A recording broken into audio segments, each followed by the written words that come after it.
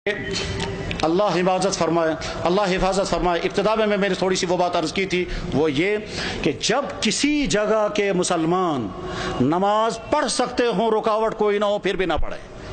جب کسی جگہ کے مسلمان روزہ رکھ سکتے ہوں اور سستی کی وجہ سے روزے نہ رکھیں، جب کسی جگہ کے مسلمان زکوٰۃ دے سکتے ہوں پھر بھی نہ دیں، جب کسی جگہ کے مسلمان حرام کاموں سے بچ سکتے ہوں پھر بھی نہ بچیں، جب کسی جگہ کے مسلمان قرآن پڑھ سکتے ہوں پھر بھی قرآن کے ساتھ ان کا تعلق قائم نہ ہو، جب کسی جگہ کے مسلمان اپنی نبی کی ایک سنت پر عمل کر سکتے ہوں پھر بھی نہ کریں، تو اللہ تعالیٰ شانوں کی طرف سے کبھی خطرناک فیصلے آتے ہیں۔ وہ یہ کہ جب تم آزادی کے دور میں میرے دین پر عمل کر سکتے تھے پھر بھی تم نے عمل نہیں کیا، تو میں ایسے حالات لے آؤں گا کہ تم چاہو گے بھی عمل کرنا تو کر نہیں سکو گے۔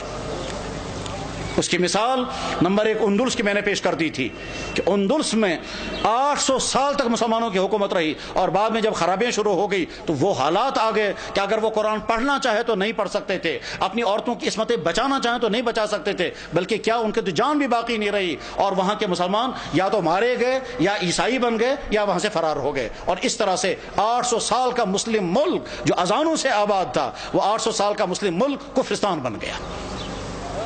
بخارا اور سمرقند یہ وہ علاقہ تھا جہاں امام بخاری، امام مسلم، ابو اللیث سمرقندی جیسا انسان، وہ علاقہ کے جہاں امام صاحب ہدایہ علامہ برہان الدین مرغینانی رحمہ اللہ تعالی جس علاقے میں تھے کہ جس مسجد میں بیٹھ کر کے انہوں نے ہدایہ کتاب لکھی، اور 13 سال لگے کتاب لکھتے ہوئے، اور 13 سال مسلسل انہیں روزہ رکھا، گھر والوں سے کھانا آتا تھا، وہ کھانا رکھ دیتے تھے، جب گھر والے واپس چلے جاتے تھے یہ کھانا کسی غریب کو کھلاتے تھے۔ 13 سال بیٹھ کر کے انہوں نے کتاب ہدایہ نام کی کتاب لکھی تھی، جو حدیث اور عقلی علوم کا مجموعہ ہے۔ علامہ انور شاہ صاحب کہا کرتے تھے، فرماتے تھے میں ہر کتاب کا جواب لکھ سکتا ہوں لیکن چند کتابوں کا جواب مجھ سے نہیں لکھا جا سکتا ہے، ان میں سے ایک کتاب ہدایہ بھی ہے۔ جس مسجد میں صاحب ہدایہ نے وہ کتاب لکھی تھی اس مسجد میں شراب کھانا چلتا ہے۔ غرض یہ کہ جب بخارا اور سمرقند جیسے علاقے میں وہ حالات آ گئے کہ وہاں قرآن رکھ نہیں سکتے، کلمہ پڑھ نہیں سکتے، مسجدوں میں تالے لگ گئے، تو اللہ تعالیٰ شانوں کو طاقت ہے، اگر غضبناک ہو جائیں تو ان علاقوں میں بھی یہی حال ہو سکتا ہے جن علاقوں میں مسلمانوں کو موقع ہے وہ اپنی دین پر چلیں۔ میرے بھائیوں، اس غلط فہمی میں مت رہیں کہ ہمارے لیے وہ حالات نہیں آ سکتے ہیں، ہماری پچھلی تاریخ میں ایسے حالات آ چکے ہیں۔ چنانچہ کشمیر کی پچھلی تاریخ میں ایک زمانہ ایسا آیا تھا جب سکھوں کا دور تھا، مسجدوں میں تالے لگے تھے، اور جو نماز پڑھنا چاہتا تھا اس نماز پڑھنا اس کی جسم سے کھال نکالی جاتی تھی سب لوگوں کے سامنے تاکہ باقی لوگ نماز نہ پڑھیں۔ سری نگر کی جامع مسجد میں گھوڑے باندھے گئے تھے،